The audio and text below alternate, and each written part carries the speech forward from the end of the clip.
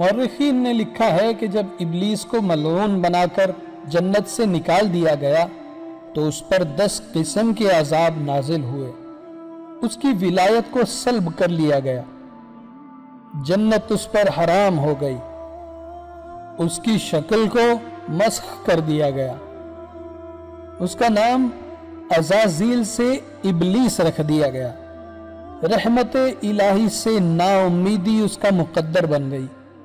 قیامت تک کے لیے لعنت کا طوق اس کے گلے میں ڈال دیا گیا، بارگاہ الہی کی معرفت اس سے سلب کر لی گئی، اس کے لیے توبہ کا دروازہ ہمیشہ ہمیشہ کے لیے بند کر دیا گیا، ابلیس کو ہر بھلائی سے محروم کر دیا گیا۔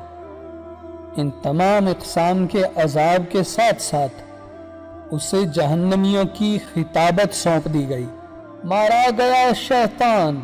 ایک سجدے کے نہ کرنے سے، اگر لاکھوں برس سجدے میں